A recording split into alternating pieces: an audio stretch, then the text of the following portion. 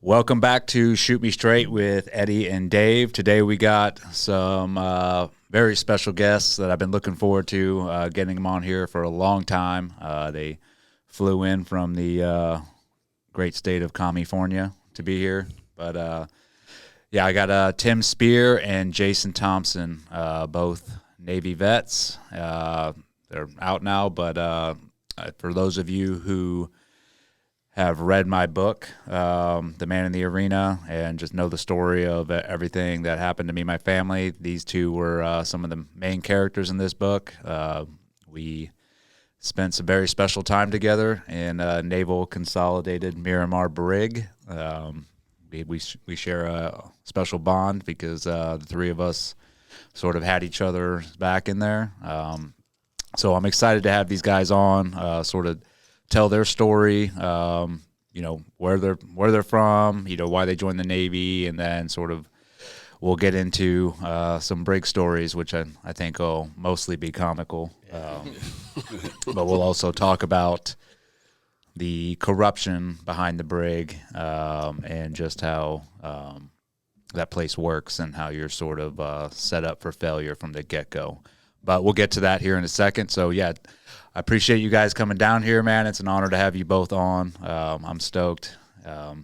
So we got Jason. So you can go ahead and introduce yourself and tell everybody where you're from. Yeah, Jason Thompson, man, born and raised in Miami, Florida. 16 years in the Navy before my forceful retirement, I guess you could call it. I joined the Navy right out of high school, 2006, man. Had a couple of run-ins. Fucked up a little bit in high school, right? I wrestled in high school. That was my thing. Got into some trouble my senior year. Ended up transferring high schools. Met a recruiter one day, man. 2 weeks later, I was off to boot camp.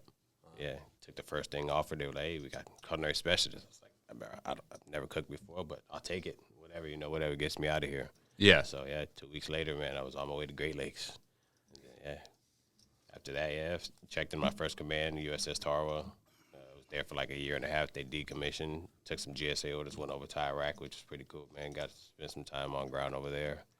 Came back, checked into the Vincent right after the Osama bin Laden killing.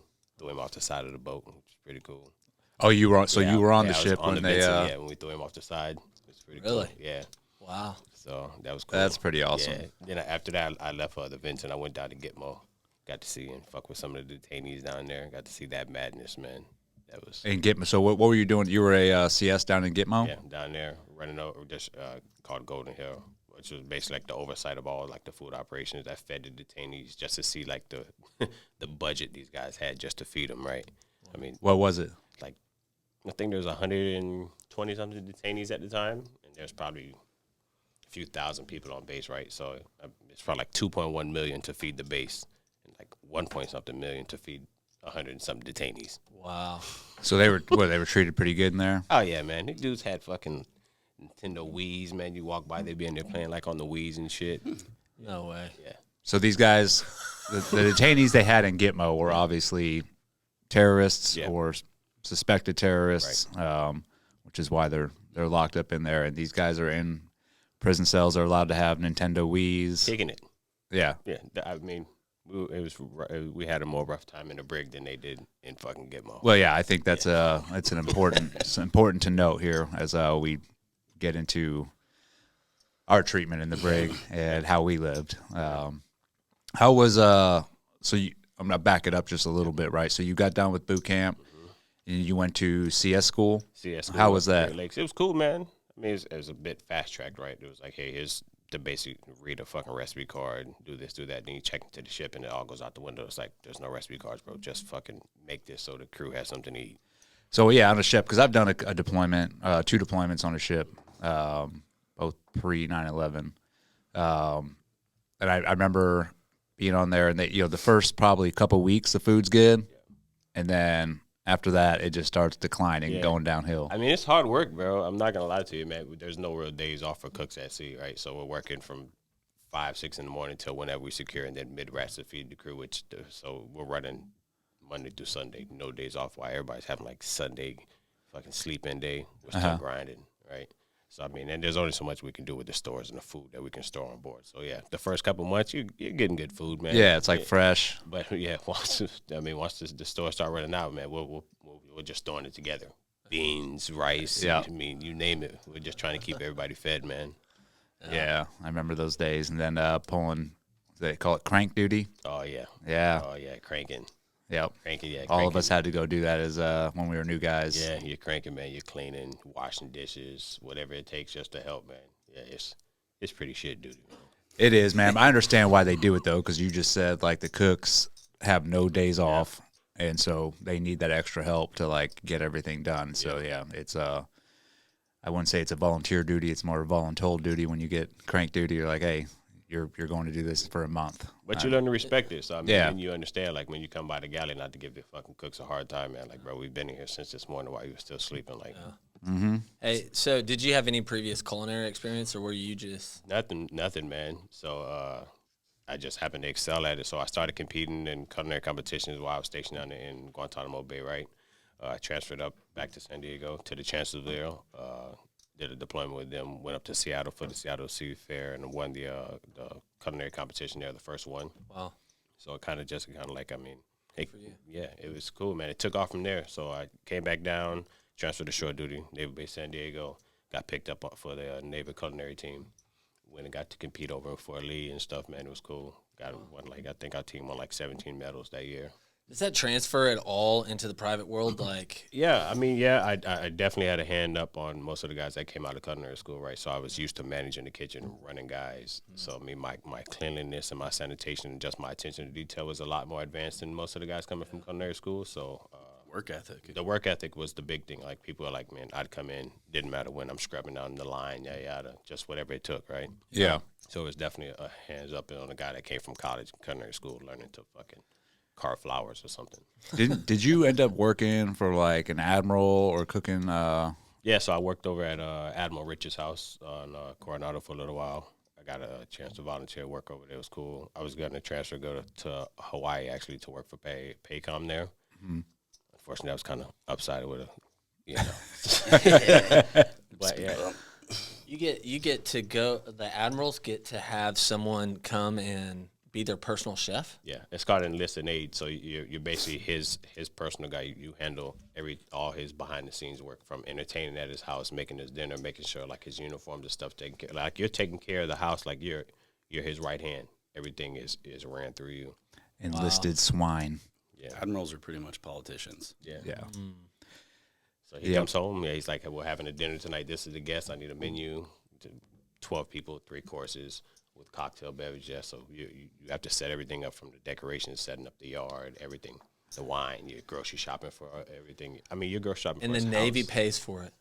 Yeah, Yeah. Rank has its privileges, Dave. yeah. Interesting. You travel with him, like you're with him. You're there. Special housing. Especially, yeah.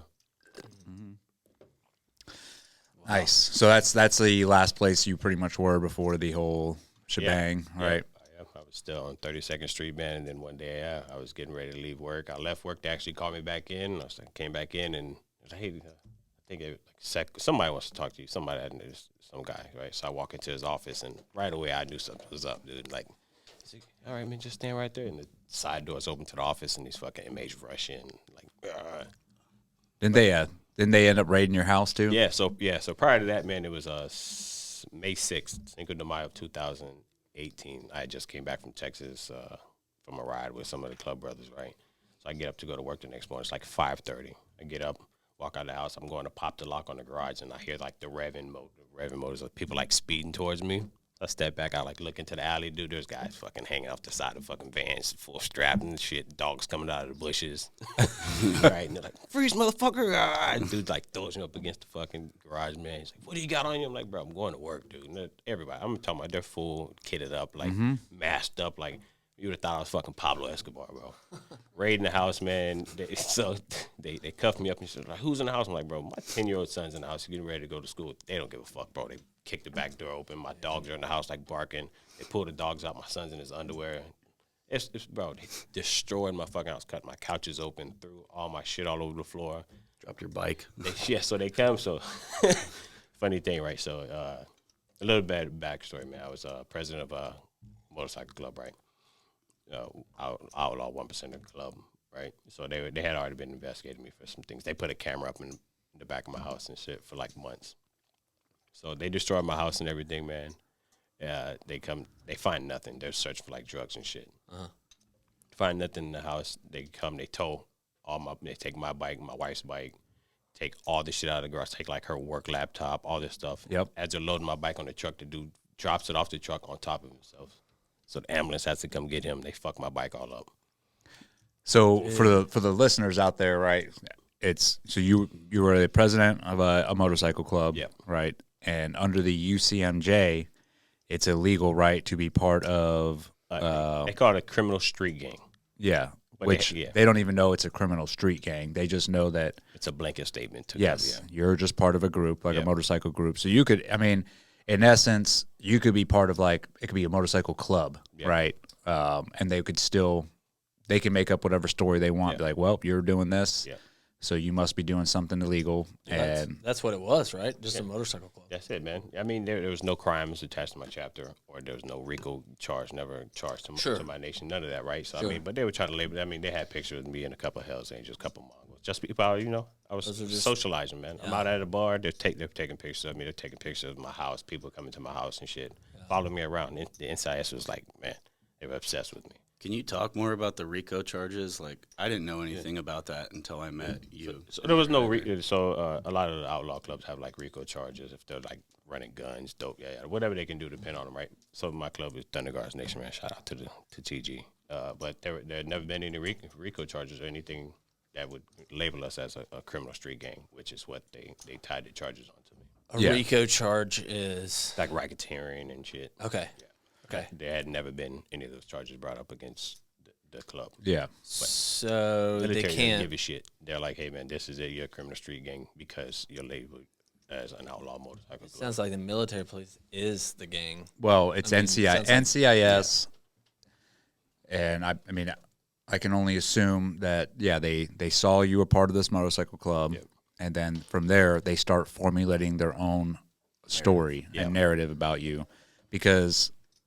Like, let's face it, and I've said it before, NCIS are a bunch of rent-a-cops that could not make it into the FBI or any of the big federal divisions. So the last choice they have is to become a naval criminal investigative agent, right, which is the lowest of the low on the totem pole. They have no skills, really, to do the job. They know the bare minimum, but they have all the ambition in the world, right? So it's a dangerous mixture of incompetence and ambition. And you have those individuals working.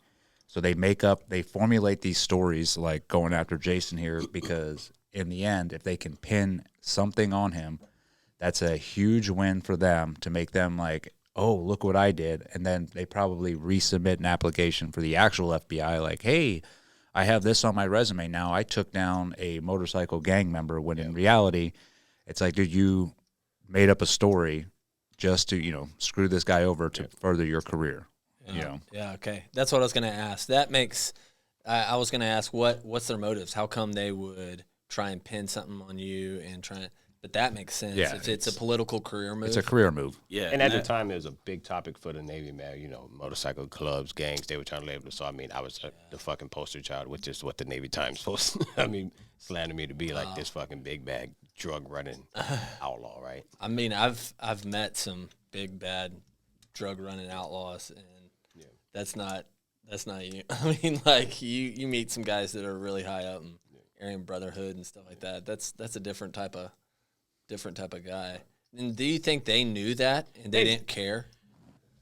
I mean, we weren't running drugs or anything, but I mean, I tell people don't get it fucked up. I mean, we're outlaws, right? I ran with some guys that was some dudes, right? But I mean, I wasn't fucking providing for my family by running drugs back and forth across the border. Sure. Yeah, you were a Right. United States sailor. I was That's a how sailor, you were. Right? I was an exceptional sailor, man. I got a fucking track record. That was killer. But I mean, also on. Does that make it even better for them if you have a track record that is? Oh yeah, I was a stellar sailor. Well, look, this is what he was doing in his off time. Right? Yeah, yeah. Look at us. We found y'all thought he was this poster boy for the Navy, but really we found the dirt on him. Yeah. They love that. The military in general loves to make example of people. Yeah. Wow. So you ended up. So they came and raided your house. Then yes, they took you right to the Brig. Yeah, so no, they raided my house, didn't find anything. I spent a few nights down in county jail for, they were saying. Oh, that's right. Yeah, right. So I get out, man, and then I'll go back to the command, and they kind of like shun me the same way. So I'm sitting over at port ops, basically wasting away every day, showing up to work at 7, back at home by like 9:30. So this one particular day, man, I get off work, I'm going home, and then they call me like, hey, you got to come back. I show back up to work, and that's when they hit me, came, cuffed me all up and shit. Then they took me to the exchange, like, well, you got to have all this in your seat bag. I'm like, bro, I'm at work. How the fuck do I have a seat bag at work? But they're parading me through the exchange all fucking handcuffed up. Yeah. And so the reason, so you weren't charged with anything. You were a pretrial prisoner, right? Pretrial, and the reason they threw you in there is what? Because their reasoning. Basically, I mean, I was a high-ranking gang member, as they said. I was a flight risk, and the connections I had, I would flee, basically. Even though you were showing up to work every day, showing no signs of fleeing. Nothing. Right. I got a wife and kids at home, right? So, like, where am I going? Yeah. Yeah. And all this is done to make you look guilty, right? That's why. That's the real reason. Oh, dude, they handcuffed him, right? They called him back to work, which he obediently was like, okay. Yeah. I went back to work, handcuffed you, and then, like he said, they parade you through the public on your way to the Brig, like taking him to the PX so everybody can see. Because once you're walking around in handcuffs, and they did the same thing to me, it's automatic, like, oh, you did something. Almost like a PR move. Yes. Yeah. Yeah. It's like, well, he can't be completely innocent. I mean, there's something there. Yeah. Yeah. Exactly. Yeah, and then, that's a natural thought, like, oh, they just don't handcuff you for no reason. Yeah. So you ended up in the Brig. What month was that? It would have been September. Late August, like the 29th. Oh, no, it was late August. Late I August, got like in Okay. early August. That's right. Like the 29th. You were September. Yeah. 11th. Yep. Yeah. Late August. Did they ever come to you before arresting you and saying, hey, you're a part of something that we don't see as legal? Yeah, so I mean, it was the same thing. Like, you kind of get the heads up, like, NCIS comes in, oh, they want to talk to you. So you go over to talk to NCIS, like, well, these are suspected charges. Yeah. So we're like, okay, well, let me get my shit together. I'll go ahead and I'll fight this whenever it comes. But there was no preparation. They were like, you're going to the Brig now. Yeah. And so you can't properly defend yourself. Yeah. So they really didn't give you. They just said, "Hey, we're telling." It was. They were just saying it to check off a list in a sense. Hey, we talked to him. Now we're going to arrest him. Yeah. Wow. Yep. So you ended up September, and then Tim, you we'll get into you. So Tim, obviously you're SEAL. Yeah, so Tim Speer, I was at SEAL Team 5, did 2 pumps there. I went to Afghanistan, Yemen, and Iraq. Actually, Eddie's platoon at Team 7 always relieved my platoon, so kind of followed me on my 2 main deployments. I joined in 2009, eventually got out in 2020, so it was a little over 11 years, but 10 of it was actually like serving in the SEAL teams. Originally, I tried to join the Coast Guard, and they turned me away for vision. I grew up not knowing much about the military. I was a troublemaker, too. Actually, it took me a year and a half just to get into the Navy because I had a criminal record. Where'd you grow up at? I grew up kind of split between Santa Clarita, California, and then I went to high school in Tucson, Arizona. Okay. Went up to college. I did 1 year at NAU. Caused a lot of trouble. They told me not to come back. I was like, all right. I'll join the military. Coast Guard turned me away for my vision, so I was like, all right, I'll be a Marine like my grandpa. Walk into the recruiting station in my hometown, and in my hometown, the Navy and the Marine Corps shared a foyer. So I walk into the first door. On the right is the door to the Navy. On the left is the door to the Marine Corps. Boatswain's mate's standing right in the doorway. As I walk in, he's like, you looking to join the Navy? I'm like, no, but I'll talk to you. Tell him the whole story about how the Coast Guard turned me away. He points to the poster on the wall of the SEAL coming out of the water with the painted face and the boonie cover. He's like, you want to go to Buds and be a SEAL? I'm like, did you not just hear the whole story I just told you? Like, I didn't know anything about the team. So he's like, we'll give you a $40,000 bonus. We'll pay for your eye surgery, and we'll give you a waiver. Oh, wow. Okay, give me a couple weeks. And I read Bud's class 228, Dick Couch's book. Yeah. And one of The Dick Warrior Morseco's Elite books. I didn't know he was a turd at the time, but his book was badass. So I was like, yeah, I want to do Oh, this. I read it. Yeah. He has a few of them. I think I read Rogue Warrior, which it's a cool book. Anyways, so yeah, it takes me like a year and a half after that because they wind up digging up my whole criminal history. Finally get in, go through with Bud's class. I got there with 283, immediately got the surgery, broke my hip on Tuesday of Hell Week with 286, and then went all the way through with 288. Broke your hip? Yeah. Oh, wow. Well, it was a stress fractures, just tiny micro fractures. So recovered in like 3 months because there was a holiday in between. Yeah. So I only had to wait 2 classes. And I got a 30-day waiver so that I could class up early. Anyways, got all the way through. That was awesome. That class was amazing. 2.8. You said 2.8. 288. 2.88. That's yeah. right. Yeah, it was awesome until third phase, and then we got our asses handed to us. But great class. Yeah, that's a whole nother story. Were you teaching buds by then? I was an instructor during that time. Eddie was one of my first phase instructors. Cool. Yeah, so I've known of Eddie since I showed up in San Diego, and all the stories are true. They're all true. How nice he is and sweet. Oh yeah. I was a hugger. No, but like sure. I can say without a doubt that all the the good dudes looked up to Eddie. Like everybody wants to be like that. You want to be the performer even when you're climbing in rank. So I've always looked up to Eddie, and he knows that. I appreciate that, man. Yeah. It's always humbling. And the other thing too was like I just happened to be in a platoon. My first LPO did 2 or 3 platoons with he was you? my best friend. Yeah, one of my best friends. And so like I feel like I kind of got raised by the Eddie mindset of teen guys, and Eddie's talked about it before. There's like not all SEALs are like what you think. Is that? Do you think some of that's a generational thing? Like yeah, for sure. Millennial versus or even I wouldn't even like label. I'd like take the millennial out of it. It's more. What I found is the farther we got from the actual 9/11, like people were joining, 10 years after, it wasn't, and it's no fault of their own, really. They just don't have the same drive that a lot of us who came in at 9/11, or I was in before 9/11 and kept going, like that's what drove most of us through our whole career was that incident.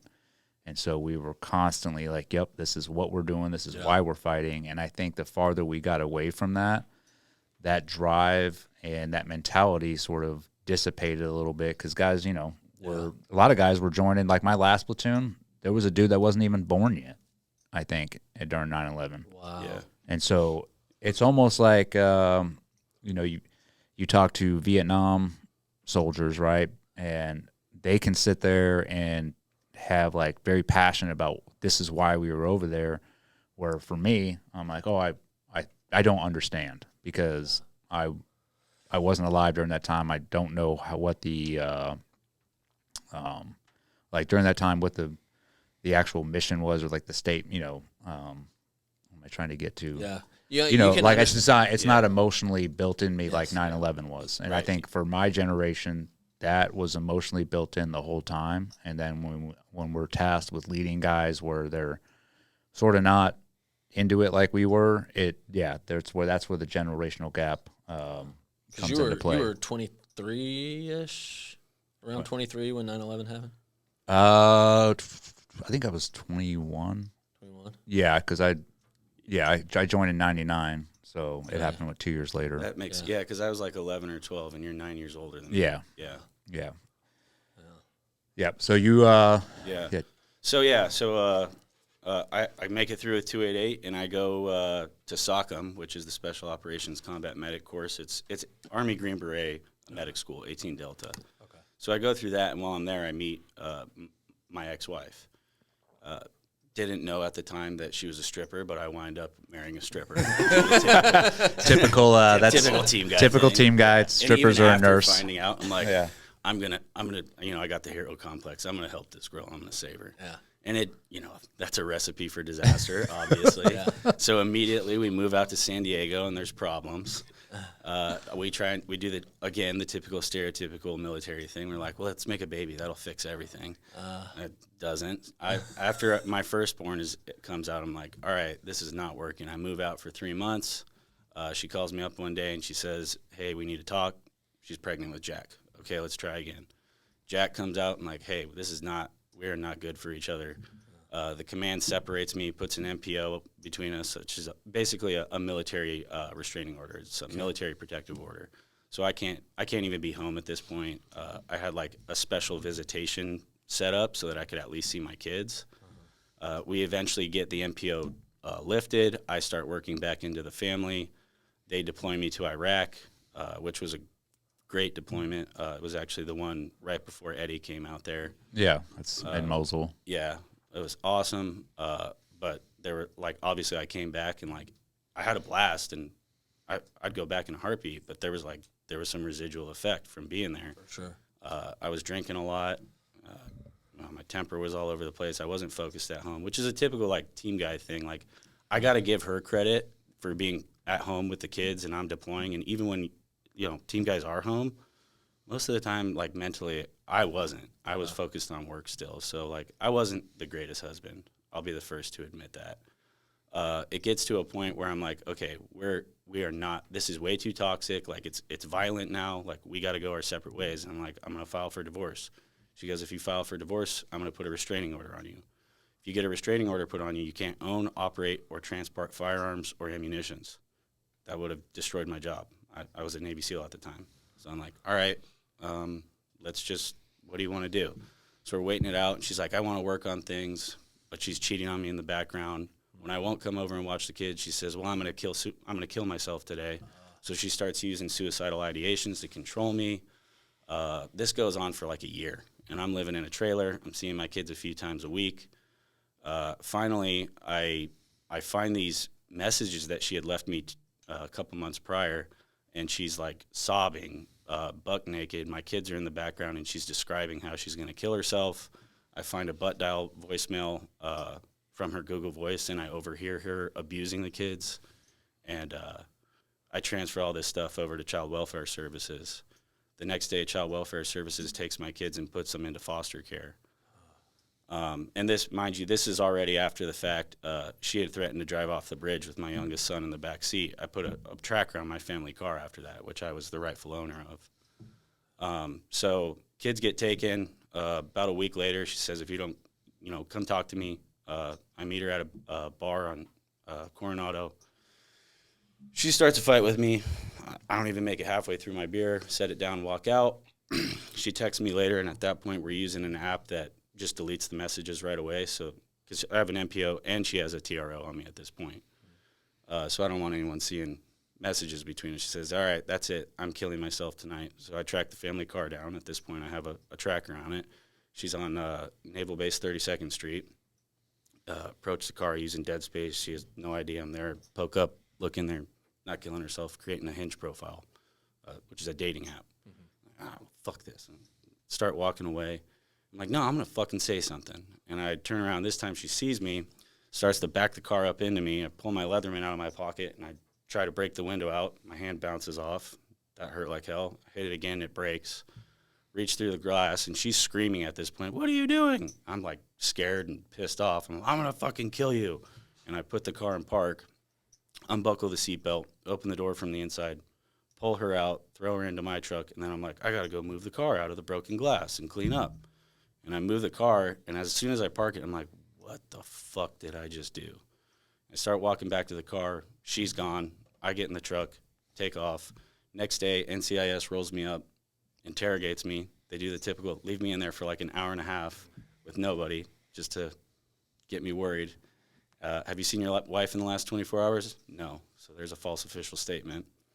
24 hours later, command calls me up. They say, hey, can you come in? We're going to take you to some barracks on Miramar just to get you away from your wife. There will be a watch there. You'll just be there for a few days. Okay, cool. They take me to Balboa. I get a physical. They're like, you need to get a physical. Then they take me to the command. You need to pick up all these things. It was a list of gear. I'm like, okay, whatever. And we're pulling onto Miramar, and I see the sign for the Brig, and I'm like, you guys are taking me to prison, aren't you? And they're like, yeah, fuck.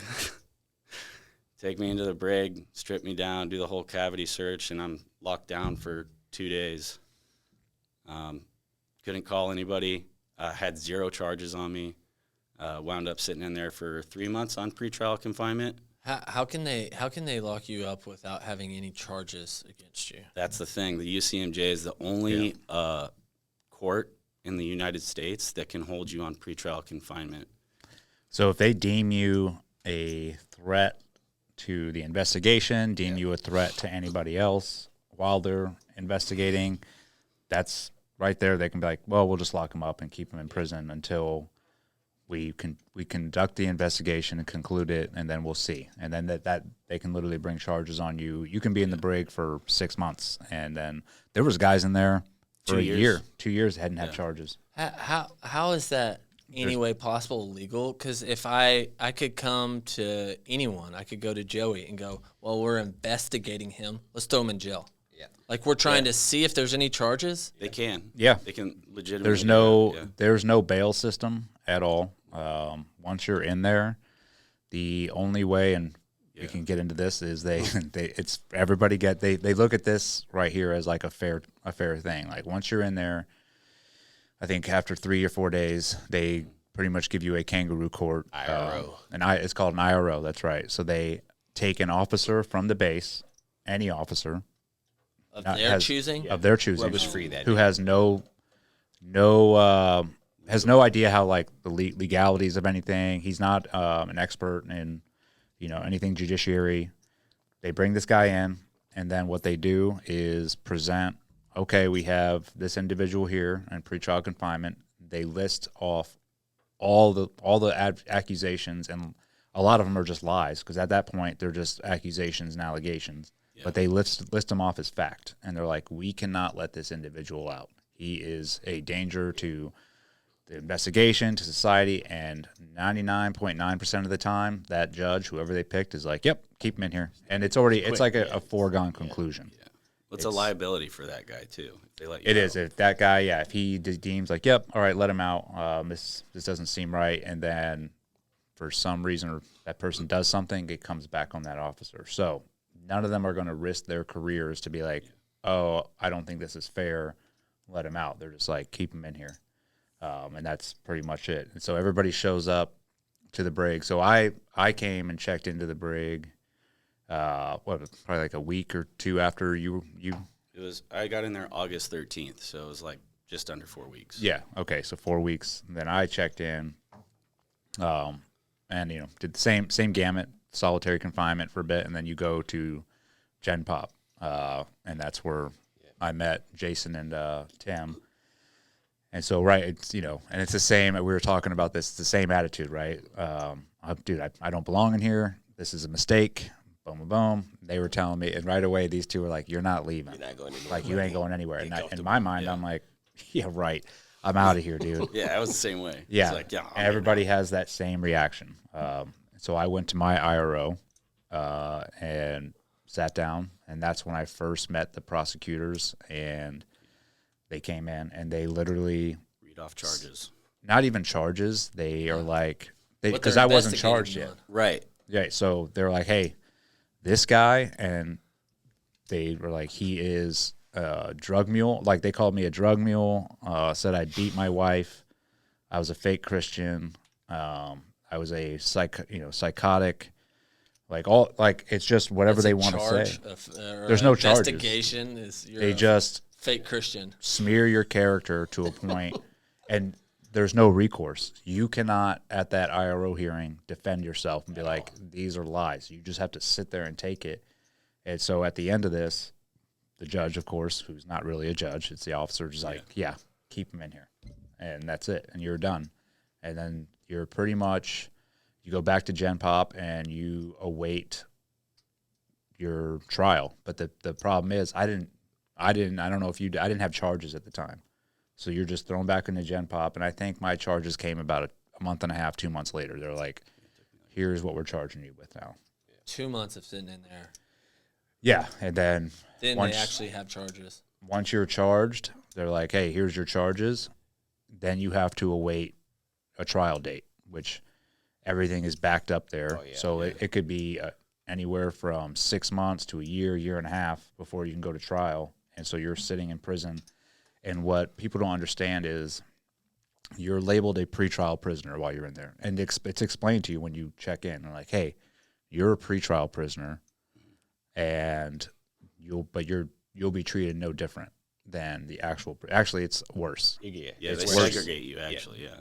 So they're supposed to segregate you, and that's the thing. They're supposed to keep you separate from the actual prisoners, from actual people who were found guilty, but they don't. You're immersed with everybody else, except you have no job. So the prisoners, once they get found guilty, get given a job in prison, so they work during the day and have something to do. You, as a pretrial, have nothing to do during the day. So you have to sit there in a chair and pretty much live chow to chow. Yeah. You're just like, all right, now it's lunch, and then sit in a chair until dinner, and then it's locked down at night, and you just live that same life every day. You're trying to find stuff to do. There just isn't. Yeah, and so that's like the one. So you're set. The deck of cards is stacked against you from the get-go, right? Yeah. Because you don't even have a deck. Like, you don't have nothing to play with against. Back to the IRO, so that the judge, who's just some officer, is allowed to interview all of your accusers, but they don't talk to you at all. So, right out the gates, it's set up to screw you. And this is something, we've all talked about a lot, is everybody's working for the same admiral, and that admiral wants a 95% conviction rate? 98. Yeah. It's way up there. Which is outrageous. In the civilian world, that's not a thing. It's probably 60%, if that. It just depends on the firm, but he wants that. So and everybody works for him. So the guy at the IRO works for that admiral. The judge, the prosecution, the defense, everybody's all working for the same guy who has one goal, and that's to prosecute people. Yeah. So you're set up for failure from the get-go. They even offer your victims, for my case, my ex-wife, because it was a violent case, they were like, if you help us get a prosecution on your ex-husband, you'll get half of his base pay and all these different rights through the military for the next 3 years. So they incentivize people. Dude. Yeah, it's I mean, I knew it was shady, but I didn't know. I mean, that extent, especially since their goal, their KPI, what they measure themselves on, is the exact thing that, and they have the power to make that happen. I mean, it would be one thing if they were, it was a monopolized company in the private world that is selling widgets. Yeah. But this is people's lives. Yeah. And their families. Oh, yes. Yeah. So then here, that's just the beginning of it, right? So then once you're in there, you are supposed to be able to talk to your lawyers, because at this point you're still under investigation, or you have your charges and then you're awaiting trial, and you just maybe you don't know your trial date yet, but either way, you should still be able to start talking to your lawyers and prepping a defense, And what the Navy does first is they assign you a JAG, a lawyer. That's the one right that you get, right? Worse They're than like, a public defender. Yeah, it is. It's like a public works for defender. that admiral. But the problem is this. So while you're in Gen Pop, there is one representative in there. I think the first guy was Klein, was his name, right? So he's like the go-to. You go to him like, hey, I need to talk to my lawyers. And he's supposed to set up these calls. Okay. And, of course, everybody in there is wanting to talk to their lawyers, right? It's not like you're the only one. Everyone's in the same boat. Sure. So this guy, right? But this is only one individual. And so he's literally – I'll give it. Klein was awesome. He was good to go. He was actually trying to help, but he only was there for about a week. Yeah, he was. And his hands are tied behind his back. Yeah, and he was straight up honest. He's like, listen, because I remember I sat down with him, and he's like, dude, it's not that easy. This is how it is here. You're not going to be able to talk to your lawyers when you want. I'm going to do my best, but the system is built this way for a specific reason. But he knew it, and he's like, I will try and help you as best I can. But the problem was he retired and was gone a week or two after, and they replaced him with Rashida Jenkins? Jenkins. Kennedy. Rashida Kennedy Jenkins. Oh, dude. So she comes in, and she was having nothing to do with helping anybody. And she especially hated me for sure. Hated my guts, and then would not. So, there was times where I'd be like, hey, I need to talk to my lawyer, and because you have to put in a request paper to even talk to her, to then talk to her, to then get her to get your lawyers, right? So she would ignore all those request chits, and then there's a complaint box that you can put in. So we put in the complaint box, hey, I haven't talked to my lawyer. She's not doing what she's supposed to be doing. And she would literally walk in with the complaint, because guess where the complaints go? To her. She would walk in and read the complaint, be like, oh, Mr. Gallagher, you're not happy with, or Tim or whoever, like, oh, I'm not doing my job? Well, guess what? You're never talking to your lawyers now. And just leave. And so that's the environment that you're in, where you're like, dude, how is this chick getting away with this? But she's in charge, and she's in control of everything. So that is another part of the system that is completely broken, and why you don't get the rights that you deserve in there. Like you're literally fighting every day to like be able to defend yourself. And most of the time it's not happening. Like you just have to sit there and take it. In what system do you have the complaint workflow set up that goes directly to the person that you're complaining about? I mean, like, why would they even have... In the military. Do they have that just so that they can say, oh, well, we have a process for them, but... Yeah, they have it so they can be like, yeah, we got checks and balances, but they're really not. So old Rashida Jenkins, she was in there for the majority of my time. I think when you guys left, she was still... Yeah, she was. Yeah. Nothing had been done. Yeah. Wasn't until after you left that they did something about her. How can you form a defense if they have at least 2 months or so to incentivize all the people that against you? Actually, I'll answer that. Yeah. The only way you can form a defense is by giving every single one of your paychecks while you're in there to a civilian JAG, because the JAG that they issue is a civilian lawyer. A civilian lawyer. Yeah. Someone who can represent within the UCMJ. Yeah, and so this is the other thing, and I'm sure you two can speak to this too. We actually had the same JAG that was assigned to us, which, by the way, when he was assigned to me, he was from a place called Lemoore, which was hours away. And so the first time I met him, which was I was like a month and a half, couple months in at that point, the first words out of his mouth, plea deal. We need to start thinking of a plea deal. And I was like, no, I am not guilty. And he was like, well, and he was brutally honest. He's like, I don't know why they assigned me to you, because I am hours away and I'm barely gonna be able to come down here. They assign you your lawyer? Yeah. And it's so random. It's worse than I'd rather have a public defender, bro, than a Yeah. JAG, man. And again, the Navy JAGs that are assigned to you all work for the same one individual, which we talked about before. So none of them want to stir the pot. So if, when I told him, nope, I'm fighting this, I'm not guilty, it was like a look of dejection on his face, because he then knew, oh, I actually have to work. Yeah. I actually am going to have to do something.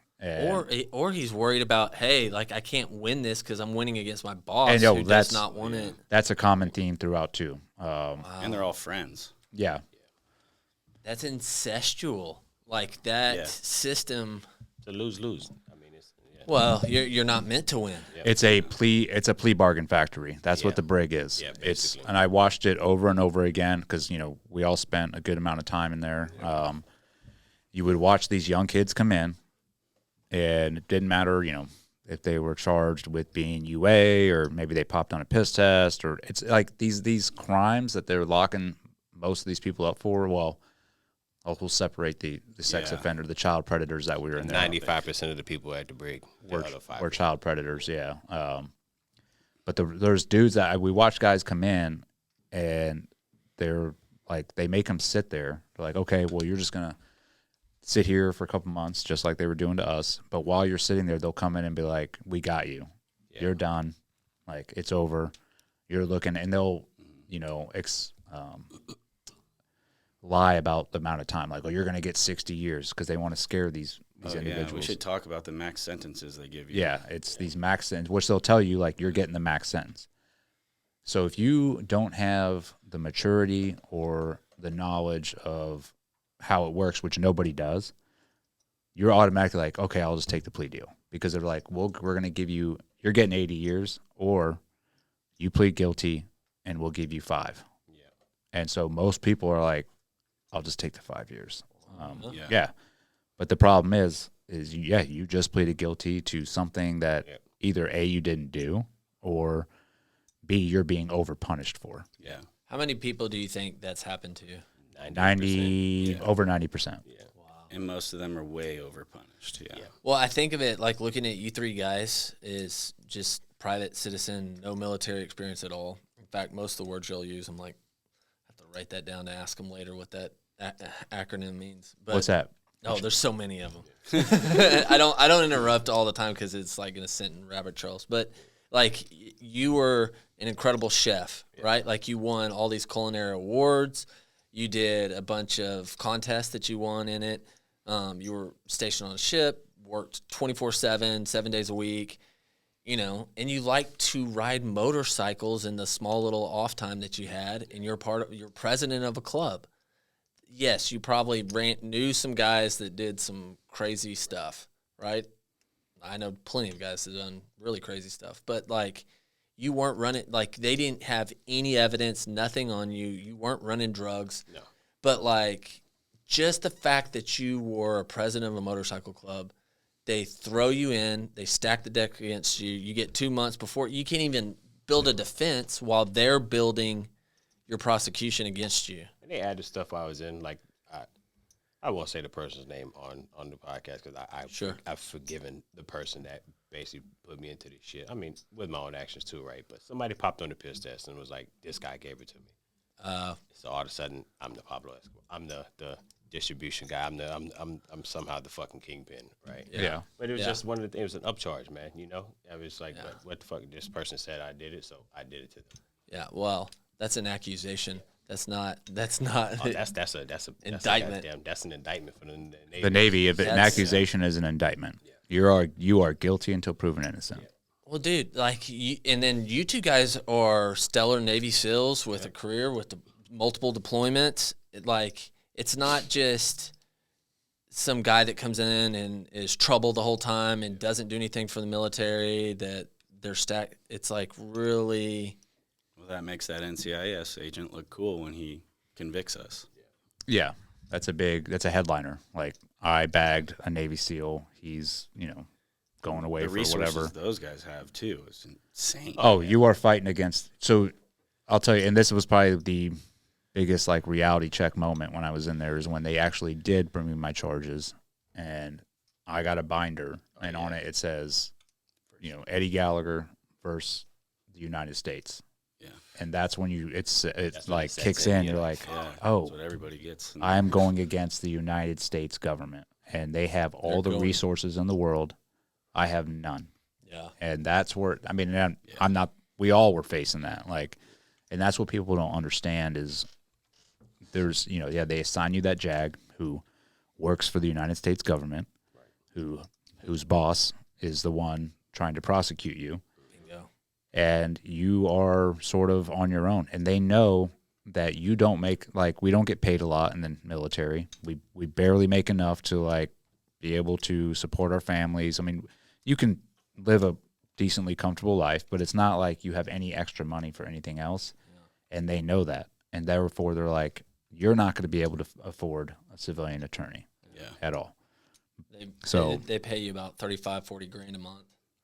As a Navy SEAL. Well, actually, it's funny you say that because if you hire a civilian lawyer, their retainer is $60,000 for a trial. I don't doubt it. Yeah, for a plea deal, for me, it was $25,000. If you want to hire a really good attorney, maybe more than that. Yeah, that's just where it starts. Yeah. And I'll say this too: once they find out you're hiring a civilian attorney, they turn it up. They tell you right away, like, well, then you are guilty. Yeah. They'll say that to you straight up. How come? because you're going against the system. You're going against the agenda. And they're like, if you go out, and I've heard this multiple times from other individuals since I've been out and actually helped through the Pipe Hitter Foundation. They're told, especially in the SEAL teams, they labeled it the Gallagher effect. They call it that. They're like, if you step out of line and you go hire a civilian attorney, we're coming, like, you're done. We're coming after you. Does that give, that makes me a little bit happy. That It gives me a smile. Yeah, because they knew, like, because I had done that and won. Yeah. I think a lot of other guys saw that and they're like, well, I don't. And that's what people don't understand is, like, just because you're a service member, and we're all sort of brainwashed into, from the moment we join in boot camp and everywhere else, we're sort of brainwashed to trust the system. Like, okay, these guys, like, trust the system. They're not going to screw me over. Yeah. And they abuse that belief when they start coming after you because they're like, no, you won't. They'll tell you, you just trust the system. Yeah. That's it. You pretty much take what we're giving you with a smile on your face. Yeah. But the second you step out and like, nope, I'm going to start defending myself, then there's a problem. And because I had done that, I think it sort of motivated other guys. They're like, oh, shit, there is a way to defeat this. So when because they come after guys all the time for no reason or for, the wrong reasons or over punishment. So guys started fighting back and they're like, well, I'm going to hire a civilian attorney. But then once you do that, then they're coming after you with everything they have. Yeah. Yeah. Because they're fearful Yes. of getting exposed. Yes. Yeah. They don't want to look stupid again. Want that not guilty verdict. And during my case, we exposed so much. They looked horrible because we literally laid out like, oh, here's where they violated rights here. Here's where they're violating rights here. I mean, and that went on through my whole case. But it's You got to see the extent of what they did on yours because bugging your emails and all that. But here's the thing. The only reason mine was publicized is because obviously it was a high profile, like I was being charged for murder, but it's because I was a Navy SEAL, because I had a trident, because that looks sexy in the headlines. This type of stuff happens to individuals in there all the time. I'm no different than anybody else in there, right? But that's why I always look at it as like a sort of a blessing, because we were able to shine a light and be like, look how messed up this system is. Yeah. But here's the other issue, and I think we've seen this in our society as a whole, or like in our leadership, especially now. There's no accountability. They don't care. They're like, oh, so what? Oh, you caught us cheating? So what? Move on. And then they cheat again. Move on. And that was going on through my case the whole time. We would catch them violating every one of my rights. They were leaking information to the press. I mean, it was blatant in your face, but at the time, my civilian lawyers that I had were very weak, and they were also prior JAGs that they get out and start a law firm, so they don't want to call them out either on it.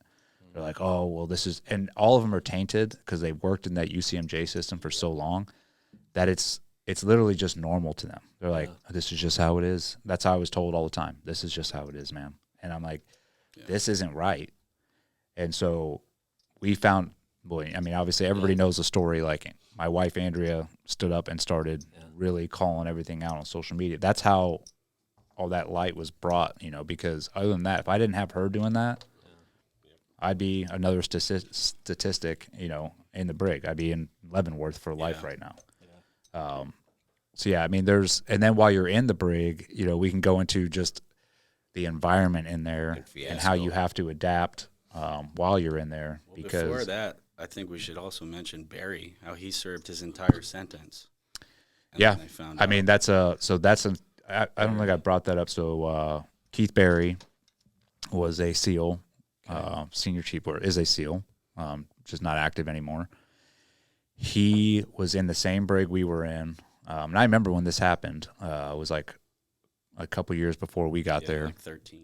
And he was charged with rape.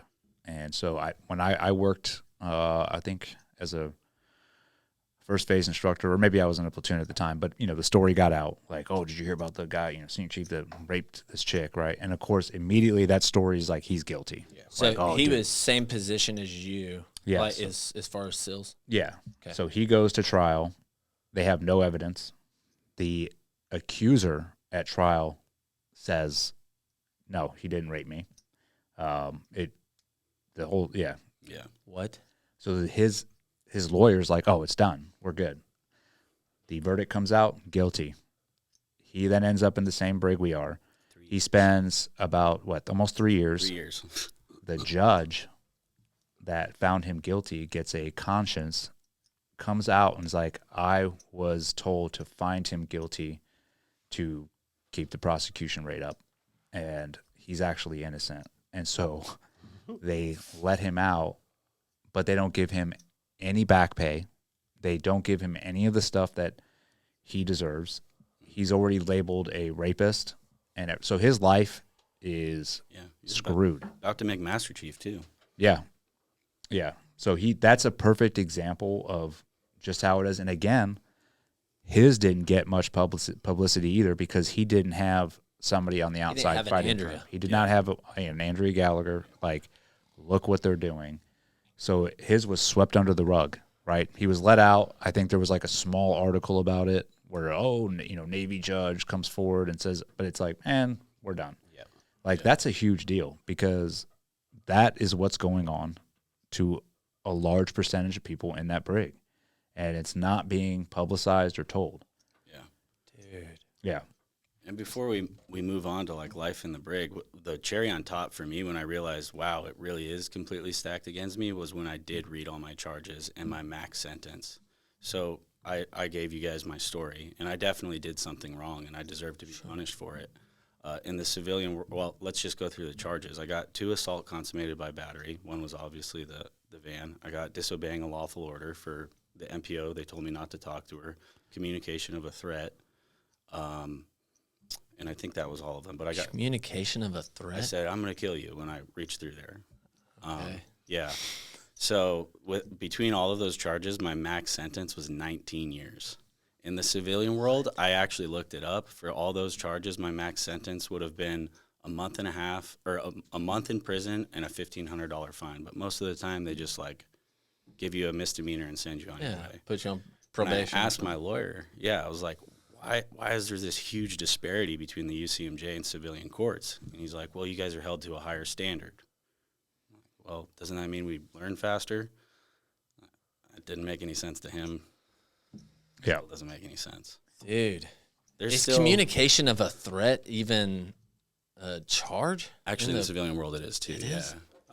There's actually a few charges in the UCMJ that are still in black and white, death by firing squad. Yeah. What? Yeah. Espionage. Is this China? I mean, those, obviously those things would never happen. Right. But that's where they'll be like, hey, here's the max charge. And then they might not say death by firing squad, but they're like 60 years. Yeah. Which is like, okay, that's death. Like, I'm going to sit in here until I'm dead. So it's it's an archaic system that has not been reformed at all in so long. And of course, the military. They don't have any reason to reform it because they want it to stay that way to make the political rank. And it's the elitist mindset that the military has, where they're like, "Nope, we can never do no wrong. Our system is fine the way it is, and how dare you question it? How dare you question the way we do things?" Yeah, it's the opposite of leadership. I mean, true leadership is it's the opposite. It's like its own separate little system in the military. To this day, I don't understand how it even came to be. It was designed, and I probably mess this up a little bit. It was actually designed to protect the service member, right? So when guys were overseas, either stationed overseas or at war, and they get charged with a war crime or like any kind of crime over there that the other country is like, oh, we're prosecuting them. The UCMJ was formed to be like, no, we'll bring them back here and take care of them, and we handle our own. And it was designed in that way to protect you from getting prosecuted in other countries and getting overpunished, because there's a lot of probably overpunishment in other countries that happens, except at a certain, I don't know when it was, it flipped. And now it's about, oh, look at us, look at our prosecution rating. I mean, you get politics involved in it as well. Like if the agenda is sexual assault, and this has happened, right? Yeah. During the Obama administration, the sexual assault in the military was being highly publicized, and they were like labeling it as a massive problem. So, and this will give the listeners an idea of just how the military works. So when that comes out, and that's a massive problem, Obama at the time, and no fault on him, he was probably like, okay, like, we need to do something about this. Yeah, that's a bad problem. So he passes the word down like, hey, I want to see more individuals getting held accountable for these sexual assault crimes, getting prosecuted. I'm pretty sure in his mind he's not like prosecute everyone, right? But that trickles down the chain of command, and this is how the military works every time. It's no different than when you have to show up for a formation. It's like, hey, the officer will be like, show up at, formation's at 6 a.m. By the time it gets down to the lower enlisted, it's like formation's at 3 a.m. Yeah. And we're like, you show up a half hour before a half hour before a half hour. It's the same, no different when Obama's like, I want to see people held accountable. By the time it gets down to this lower ranking officers, they're like, we need to prosecute everybody. Everyone's guilty. Everyone's guilty because I want to look good for the president. The president just put out this order. Therefore, we're going to go full retard and start prosecuting everybody. Yep. And that's exactly what happened. So they started over-prosecuting for sexual offenders. And it literally could be, somebody flirted with somebody and the girl was like, I don't like the way you just flirted. You made me feel uncomfortable. Well, bam, you just got sexual assault. And when it really, there's, none there. Plea deal, 5-year minimum. Yeah. There's plenty of stories of guys in there that shouldn't have been there for sexual assault. But then again, there's also stories of real shit. There were some definitely some shitheads in there that belonged in there. And I think that was I don't know about you guys, that was probably the most difficult thing about being in that brig, because I know being in that brig it's not like being in like Rikers Island, right? Yeah. It's not a freaking, you're not like worried about getting raped. I mean, it's a possibility, I guess, if someone wanted to do it, but it's not that type. Like, everybody in there was a active duty military member. So there is like a higher standard, right? These people aren't just like morons, even though some might have been. But you're not worried about, the things that you see on TV, and this and that. But what you are locked in there with child sex offenders, and you have to sit amongst them every day. You have to eat sometimes at the same tables, and you have to listen to their conversations about raping little kids or like how they want to get out and they want to go back and do it again. And you have to bite your tongue, because I had to sign a paper when they let me out of solitary confinement. They asked me before I went to Gen Pop, they're like, do you have a problem with pedophiles? Yeah, they asked me. And I said, yes. They're like, well, then we will not let you out of solitary. And I was like, what? Like, you are going to be in Gen Pop with pedophiles, and if you do anything to them, we're going to come after you. And so you literally just have to bite your tongue the whole time. And that, I think, was probably one of the most frustrating things about being in there. Yeah. Because, once again, like we talked about before, a pretrial prisoner is not supposed to be mixed up with those individuals. You're supposed to be pushed to set aside somewhere else, awaiting your time to go to prison. Under the UCMJ, the Uniform Code of Military Justice. Okay, so that's illegal on their side. Yeah, and right? So that was called out during my thing. We called it out, and we're like, hey, were they prosecuted for that? No. Fuck no. They didn't even change it. They're like, so what? Like, we don't have room. We don't have room to put you guys. That's what they said. Anywhere else. They just put us in a different line. Then when we moved to Bravo 1, when they combined us with them, yeah, they were like, no more pretrial. You guys aren't known. We'll just put you together. The whole brig there is designed to cater to the sex offenders. It's the reason there's so many there is it's the treatment hub for sex offenders in the military, and it's a consolidated brig, which means there's every service there. Yeah. So there were chomos from all over the world. Yeah, so you have like Army, Marines, Navy, Air Force. They're all in there. Coast right? Guard, every. And it is a sex offender brig, so they are catered to. So, and this is no joke. TV. These actual major sex offenders have bigger cells than you. They have more comfort items. They get to walk around. They can rig, just walk in and out. They can walk freely. Whenever. They are given puppies. Dogs to I forgot about the fucking dogs. Yeah, these things would have dogs that were out to live with them, right? But then you go look at our Gen Pop area, which we're not even charged with the crime yet. we're living in Slums. slum cells. And I'll give you an example. This is actually a pretty funny story. I don't know if you guys remember this. So remember when they turned off all the water for like a week? Oh, yeah. We had Yeah.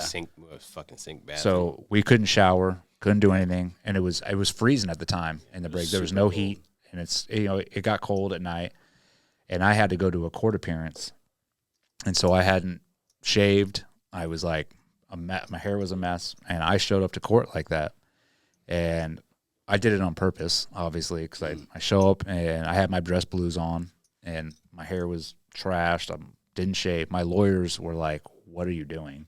Like, why are you show up like this?" I'm like, dude, they have no running water. I'm like, they refuse to turn it back on. Yeah. I'm like, they're doing it on purpose. And so, yeah, I'm like, here I am. And the judge, like, looked at me and was like, because I did not look, good. And I was like, why are you showing up to my courtroom looking like this? And the media was in there. And so I just turned up. I was like, this is what's going on. And just like that, the water got turned back on before I got to the Brig.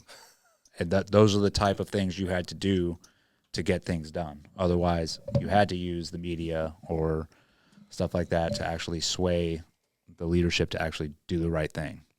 Didn't they move us out of Alpha because it had like asbestos or something? Oh, yeah. Too? Yeah. We were in there for like 3 months. Yeah. Did they get so angry at you for putting that in? Yes. Andrea putting that stuff out, they having hated Trump. They targeted me pretty much the whole time. I mean, new rules once Eddie came, bro. We couldn't work out during the day regularly. Probably the second month he was in there, they changed everything. Keep your blouse on. Yeah, we guys called them like the Eddie rules. Yeah. Like if I did anything, then there'd be a rule against it the next day. Yeah. As far as I talked about, we had nothing to do all day but sit and gen pop, and I would take my uniform top off, because you're like, all right, I'm gonna sit here and watch CNN, which is all they played. Yeah. And then the next day was a rule: no taking your uniform top off or like your blouse off, and that was never a rule before. Guys were doing it every day. But because I would do something, it would be implemented as a rule the next day. The month before he got there, I'd take my blouse off. I'd get in gym clothes, and I'd work out in the middle of the day, which apparently you're not supposed to do. The month after he shows up, we're not allowed to work out. Got to keep our blouses on. We're not allowed inside our cells. Yeah. I mean, we would get counseled or whatever I would do burpees in my cell. And they're like, nope. You're not allowed to do that. Sit out in this chair in the fucking day. And I think this is an important topic to discuss too. They keep you sedated in there. Oh, they want you drugged up. So when I showed up there, I obviously probably due to nerves and everything else that was going on, I couldn't sleep. And you're sleeping on a metal rack with like a thin. I mean, the crap they give you is so thin. Yeah. So I was like, hey, I can't sleep. I was like, can I get some melatonin? Because they do have like a medical staff there, and they were like, no, you're not allowed to have melatonin, but we can give you, was it Remeron? Yeah, Rotazepine. They used to give me my pills. I would bite it in half and give Eddie half later, bro. So I didn't sleep for the first 5 days. This guy gave me one.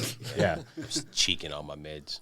Yeah, so they put you on all these, whatever meds. You can get on whatever meds you want. Yep. And so you feel like you're in a psych ward because they have med call once in the morning and at night, and you're in line. And it's one of those ones where they give you the drug, you have to put it in your mouth, open your mouth, stick out your tongue, like they're looking in there to make sure you swallowed it, and then you go back to your cell. It's like 90% of the people, though, it's like med call, and everybody gets out of the pod, and they're like all excited to go get like their fucking litter. Everybody's drugged up. Shit, yeah. But if you take it at the med call, you have to stay awake for another 2 hours. Yeah, that's the other thing. So med call was at 7:30, and you had to be, you're locked down. I think at like 9 o'clock or 8:45 or something. I forget the like time. 9 something. I don't know. It doesn't matter. Like you're locked down about an hour later, right, or maybe an hour and a half. But they want you to take that drug right then. So you take it, and that thing knocks you out. 15 minutes. You're most of the people are sitting there like drooling, like waiting to get locked down in their cells so they can go to bed. But the problem is, if you get caught sleeping, if you get caught passing out without being in your bed, you're going to solitary. Yeah. So it's like this vicious game where how come? What's the reason? Who knows, man? It's the military because there's no Are they common sense. just trying to F with you? There is some of that. Yeah, I mean, some of them are just sadistic guys, like, or gals, like. Yeah. But it's just following the military. Well, that's the way the book says to do it. Like conventional military, that's normal. Yeah. So you would have to get your med, lip it, like stick it in between your cheeks, of your lips, and then on your way back, you would take it out and then probably take it maybe 10 minutes before lockdown. So be like, okay, I'm going to, because you're like, I don't want to go to solitary, Yeah, dude, that study they did at the college where Stanford. Stanford project. They could do it at the Brig. It's where they just put people, some of the students in charge, the prisoner guards, and some people are the prisoners. Yeah, so you have like 100%. E5s, E4s, E5s, E6s running the show in there, and these are young individuals. Maybe have like 6 years in the Navy. Yeah, but they're given this amount of power. Yep. Like, hey, you are running 60 dudes at Gen Pop. You're in charge of like whatever. So you'll see. And there were some good guards. There were some cool guards that literally didn't let it get to their head. But I think the amount of abusive guards sort of overshadowed that because 100%. they would come in and just try and mess with you. We talk about, was it Parks? Yeah, Parks. AO1. AO1 Parks. Yeah. His big black dude would come in and he would just mess with the black dudes. He'd come in, bro. Yeah, and like harass them. I mean, it was. He'd just mess with black guys? Yeah, just start He was patting black? them down. He got Take me everything putting out of He herself. got me put in the hole a couple of times. Dude's a fucking clown, man. Yeah. I mean, I'd be on the phone with Andrea, Racist. like for the 15-minute call you get in the evening, and then all of a sudden I'd be in the middle of a call and they'd come up and get against the wall and start searching me right there. Like, it's, and then. That's the other thing. The calls are like $1.50 a minute, and they record everything and can use everything against you. So even your calls are like they set you I up. think it's just a costing. Like It's a money-making machine there. Yeah, $1 something a minute. Yeah. So I had to, just to give you an example, Dave, when I got in there, they're like, hey, you need to put money into your phone account. If you want to call your wife or your lawyer or whatever, if we had to put $500 in, that lasts a month. weeks. Yeah, And so you have to constantly feed them. And they're making money hand over fist. Where's that off of money you. go? Who knows? not into the Brig. Yeah. Definitely not into the No. Brig. Yeah. So, I mean, Wow. you have that. Oh, we can talk about, the chow hall situation. The rats. There were rats as big as like my French They were bulldogs cats. Yeah, running around all over the place in the food, and that's the food you're eating. So you would get peanut butter cups that were already nibbled bitten. into, and that's what you're like. Cause like Eat it. the exercise yard was like right in front of the galley, shit on so and it was all glass, so you could stand there when we were out at yard time and watch the rats like running back and forth on the chow line. And we're talking like New York City fucking rats, dude, like like fucking They were huge. prairie dog sized rats just ripping and running through Splinter. there, man. Like Yeah, you literally watch them get into like where the food was being served from. Yeah. cereal Everything. boxes, like bro, it was. As a chef, how was that, like, of the food and everything? There's like you're just like, man, there's what the fuck am I gonna do, man? It's just like, let me hope this peanut butter hasn't been bitten open. All you could do was laugh. Yeah, all you you're could do just is like, laugh this because- is insanity. Yeah, it's like there's at that point, man. It's just like you're just in survival mode. So Well, I think of you guys, all of y'all, really, like, y'all been through such hardcore training. Like, it's not a fact of enduring something. Y'all can endure some of the most, like, worst circumstances, but there's a purpose behind it, right? Like, when you're going through buds, when you're going through workups or whatever, like, y'all can endure that, the worst, but there's a purpose. You're like, okay, because I'm going to go out on this mission. Yeah. I'm going to kill evil in this world that was the same one that, flew two planes into our towers and the same ideology behind it. Like, I can endure that, but this is enduring it for nothing. Yeah. Well, it's a betrayal too. That's what it feels like. It's like I literally signed up to serve this country. I gave it everything I had, and now this is how I'm being treated. I'm like, fighting against the United now I'm States. fighting against everything that I had served and everything that I believed in. So it's a very frustrating place to be in. And I mean, I'll say this, like, yeah, we're describing it. it's definitely survivable. You know, it's not like you're Yeah. completely like, oh my gosh, but it's just not. It's not right. It's there's a factor in there where you're like, dude, this should not be happening. Yeah. The mental toll you take. It's not like physically. It's fine. And I've even said I'd rather do Hell Week 3 times than go through those 7 months again. Is that because like the purpose, like this is the government betraying you, effing with you, versus hey, this is something I signed up to do, and I'm going to endure this so that I can. Yeah, and you just have no control. It's the most helpless feeling on the planet when you're in there. Yeah, it is. Yeah, and I think that's the blessing too, right? So like we had right here, the 3 of us had each other's back in there. So I can say like even T was the first person I met. Well, I knew Tim. I knew Tim was in there already. Pacing at the door. Yeah, I could see him from solitary confinement because I could see out of my little cell window Gen Pop, and he was Tim was pacing back and forth, waiting for me to like get entered into Gen Pop because I'm pretty sure he's like, all right, I got another team guy in here that. Yeah, they told me.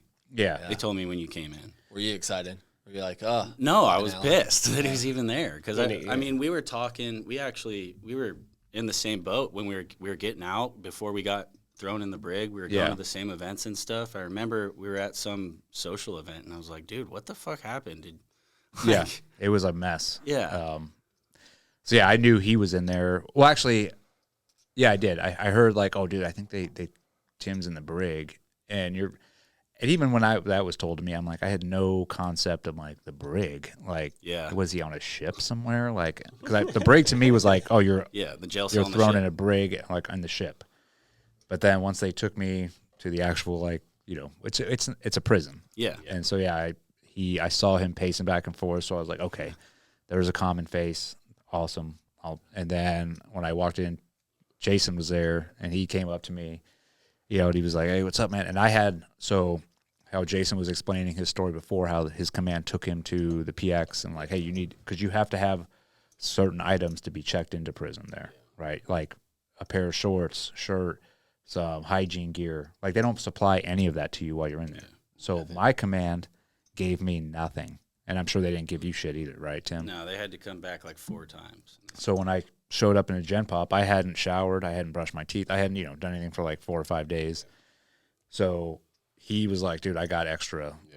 Yeah. He's like, I got some extra toothbrush, here's some shirts. So like automatically we formed that bond, like, okay, dude, like this dude's. And I had already been there for a month. So when I got there, I was like, I don't trust anybody. And he was the only one that I was like, all right, he's cool. Yeah. I'll tell that story when you're done. But well, yeah, that's what I was like.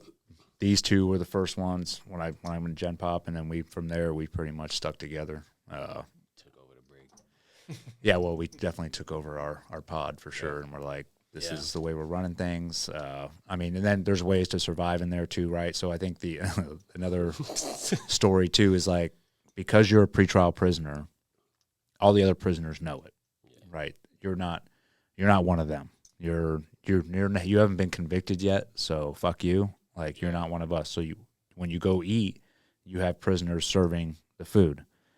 So they know who the pretrial is, and you ain't getting anything to eat. They'll give you like the bare minimum, and they're like, whatever, dude. And I kind of understand it because they're like, dude, we're actual in here for years, and we don't even know how long you're going to be in here for. So screw you, right? Yeah. So we found ways around that, right? So we got political.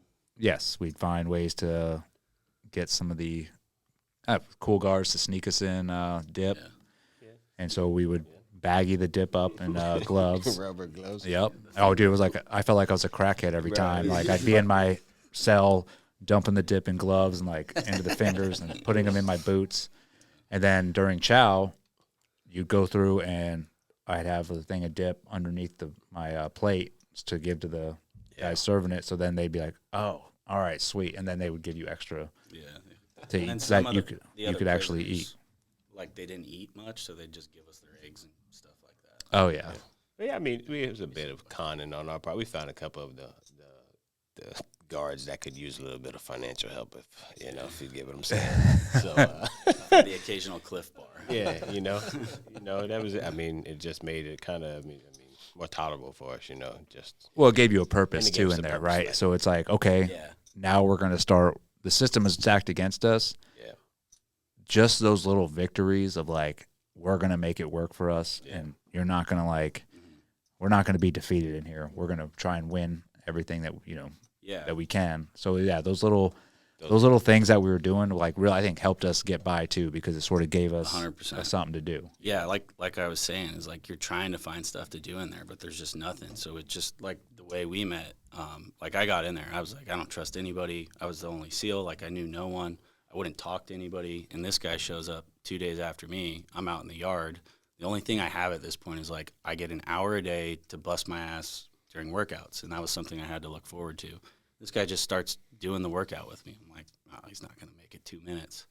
And he sucked it up and got through the whole thing. And then we just kept talking. He wound up offering me a Remron later that day because I was like, dude, I haven't slept in 5 days. Trust me. Yeah. Catch me back at the cell, man. I got something for you. Yeah. Just like it just kept going back and forth. Like you need something, I need something. And then. Yeah.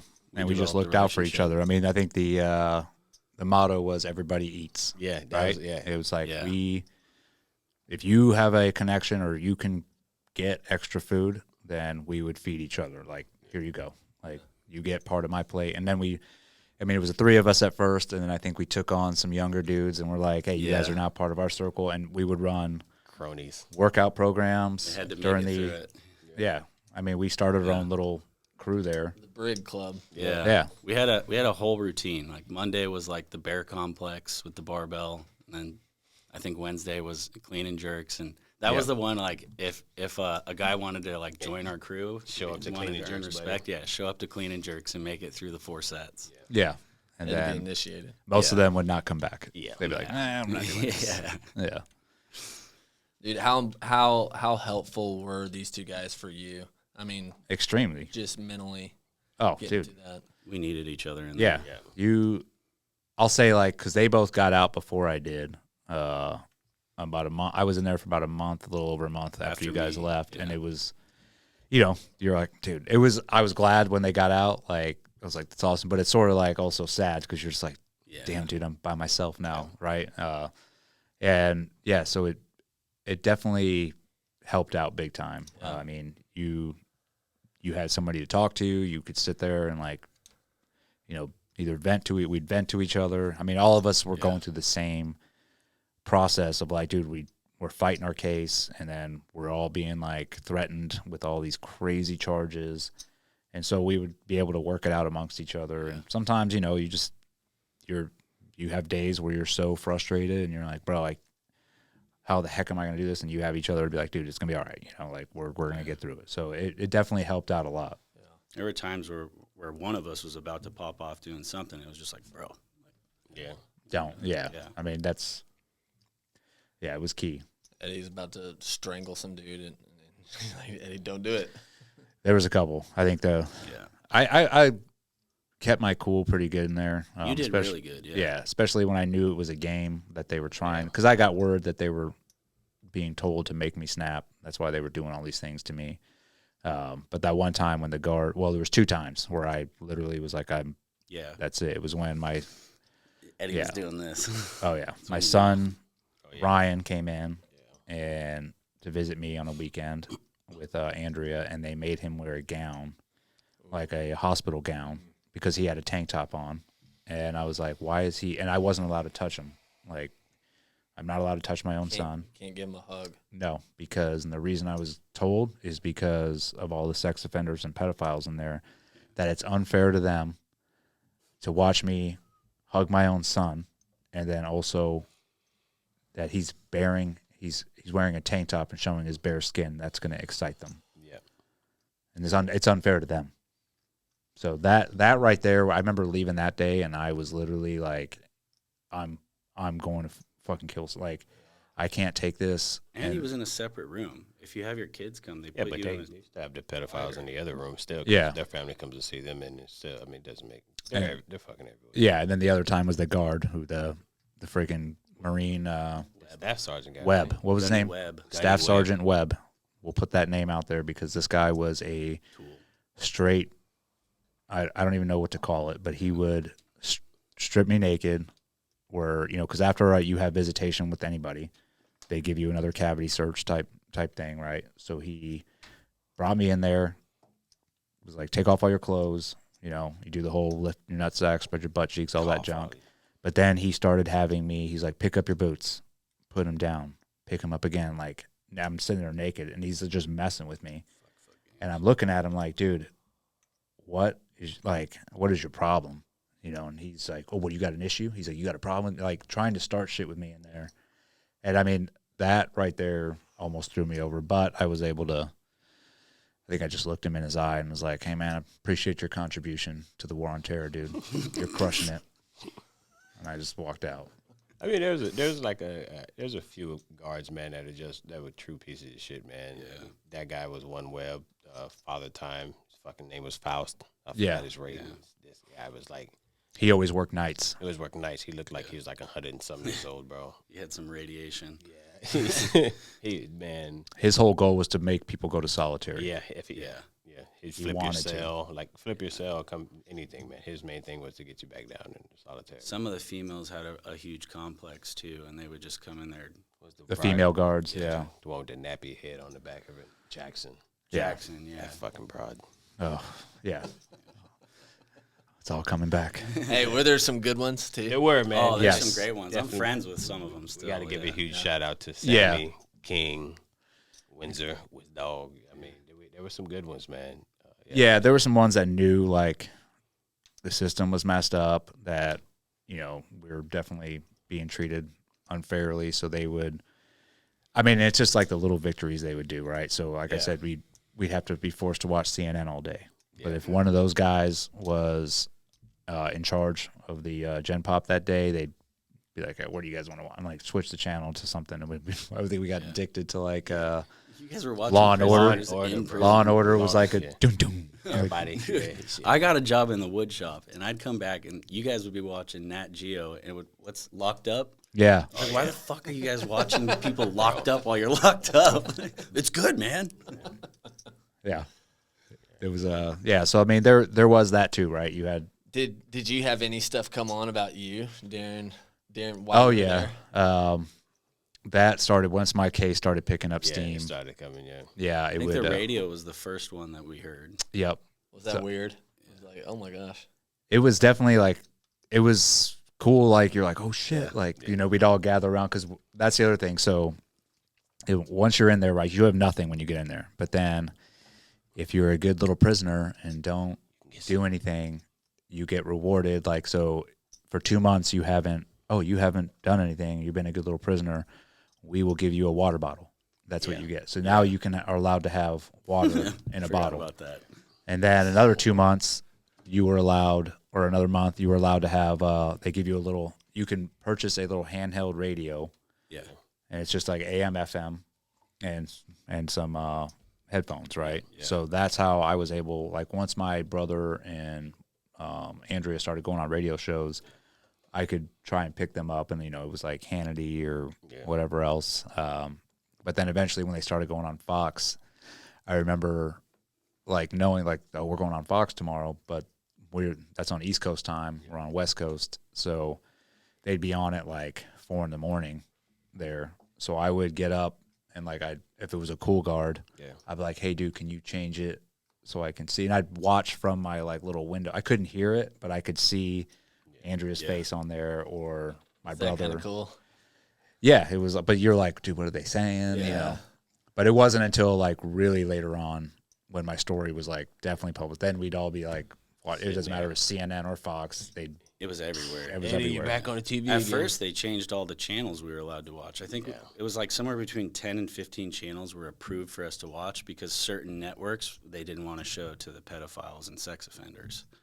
So we had Vice for a while, which was really cool. Vice Yeah. was sweet. Yeah, and they took that away. Yep. So yeah, then that's the other funny thing is, so each week they would come and inspect our cells, and you had to have everything, you know, squared away and made. So if your Gen Pop had the best, like, looking cells, then you got to pick a movie for the weekend. Like, you guys, and it was a vote, right? So you could write down what movie you wanted to watch for the. They give you, like, a list of 5 movies, and you pick 1 out of 5. you know, and so it was a vote. But then you had those pedophiles. What were they watching? My Little Pony, bro. Yeah. That was always the one. My Little Pony would win. Yeah. Like a few weeks straight. Like you get all these fucking chomos. They were That's what called wanted to watch. bronies. Bronies. Bronies is what they called themselves. And so they were like addicted to watching My Little Pony. They had like, they got off on it. It was madness, man. Fucking evil. Yeah, it was. The thing is, I mean, sitting back now, man, you're like, bro, what the fuck, man? You know, just They're just normal about it. some of the people that were in there, man. I mean, It's the worst of the worst. Yeah, like As far as like being sick in the head. And Yeah. I mean, like, and I remember going to Bible study the one time because they offered Bible. So I was like, dude, all right, I'm going to go to that. And I think I went twice. And the second time I went, there was pedophiles in there. And they were arguing that pedophilia is biblical and that they should be allowed to do these things. And the guy running it was like agreeing with them or like, I can see your point. And that's when I was like, dude, I cannot be in here anymore. Like, this is ridiculous. So it's definitely it's a crazy ecosystem. just to see the people in there, man. 'Cause it was like, you know, when there's like that many people, 95% are sex offenders, but like it ranges from like people that were molesting their own kids to people that were like molesting the wife's fucking brother that went fucking chief. I forgot his name. Or just like the madness, man. It was like, why are we in here with these people? And like, how in the hell is that they're treated better than we are? Like, bro. Yeah, it's insanity. One of my best memories though ever is when Jason here got found not guilty, right? So he he ended up going to court one day. Yeah, I mean, they found me guilty, but the judge was I mean, he was kind of like, I don't see why, you know, why you're in pre-trial this long, or why this fucking case came to a general court martial. I mean, definitely should have been special, whatever, right? But it was definitely an overdoing.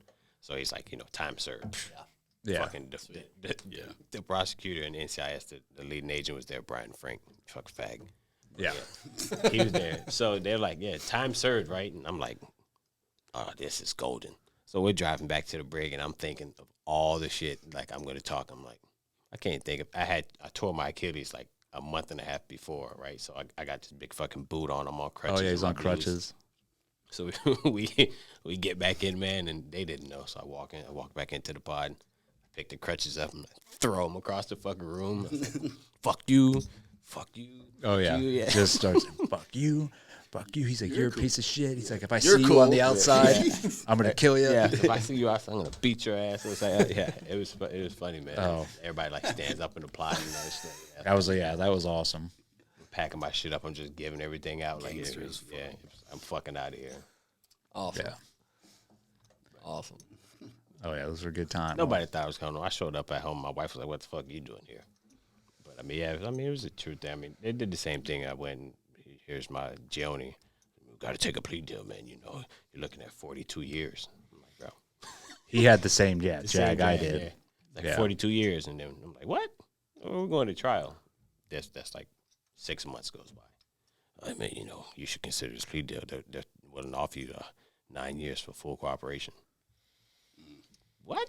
And this is the guy that's supposed to be defending you. Yeah, I mean, I think I've seen him like 2, maybe 3 times the entire time I was in the Brig. Maybe about 2, maybe 3 times. If not, it was like a quick phone call. 2, 3 times. How long were you in the Brig? Almost a year. Dude.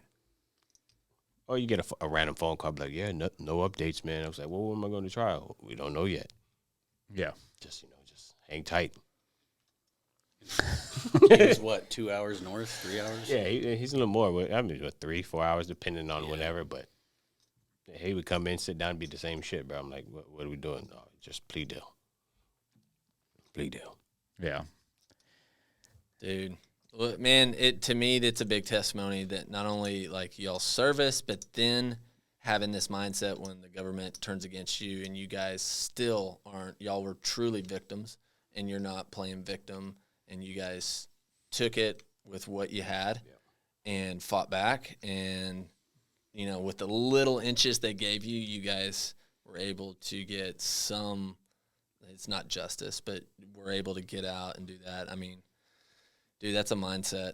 Yeah. That's it's awesome. the little victories, man. You got to like sort of give yourself when you're in there, because otherwise, and you could see it in the other prisoners, they just Defeated, completely give up on life, man. Like they are the most unhealthiest, just drugged out dudes, and they're done. And we managed to start a little group. Like, even we had these. I mean, we took on young kids that were in there.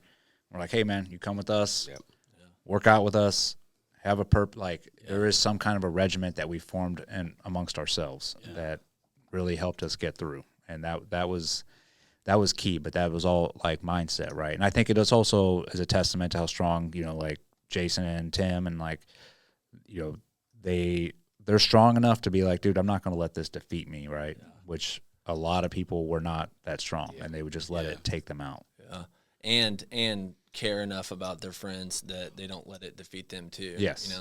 Yeah, be there for each other. That's awesome. Yeah, I love it, man. It's like, I'm excited that these guys came down. It was like a little reunion. We're like, and that's the thing, we've been through something that not a lot of people have, right? And it's cool like that we're all on the outside now. And that's the other thing that's really awesome is just how successful these two are being, like, on the outside as well, and not letting that, like, what happened to us define the rest of their life. It's like, okay, that happened. I'm pushing forward, and I'm going to make something out of myself, which I think is a huge testament to, their character. Are you guys on Instagram or anything that people can follow you and support you? Yeah, I'm on Instagram. It's just tim.g.speer. But I actually, on this topic, I started my own podcast. It's called The Hot Wash. And something I learned during this time, again, just us being there for each other, it was by far the most mentally taxing thing that I've ever done, being in there. And I did have to find a purpose every single day. For me, like, it was my kids, but I totally see, after getting out now and having gone through that, just doing the typical team guy transition, it's so easy to slip into depression, anxiety, and all these other things that we have to deal with. And over the last 3-4 years, I mean, it seems like every 3 or 4 months, like, another SEAL or special operator commits suicide. And a lot of the time we're like, dude, like Chief Day, I had no idea. Like, didn't see that coming, and I can speak for every team guy. None of us saw that coming. And I truly believe it's because us as men, we're not talking about our mental health.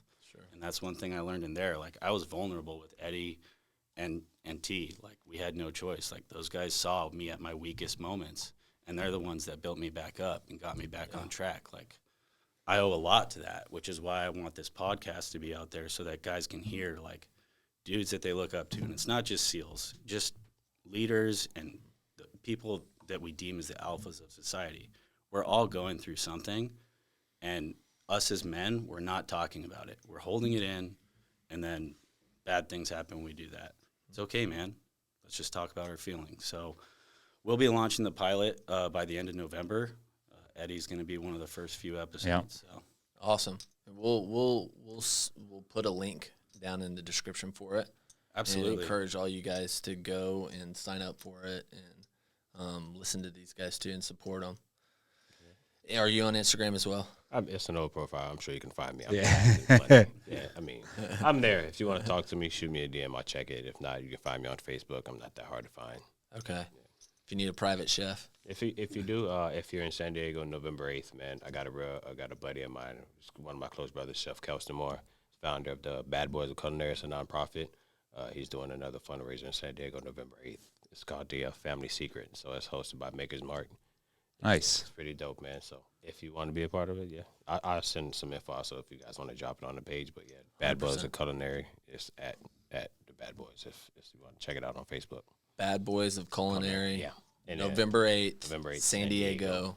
Yep. If you check them out, support them.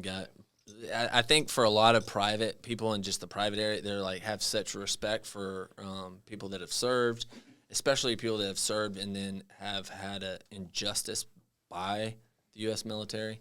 It's like we want to help, but how to help? Yeah. Man, anything. Just take some time to give a like.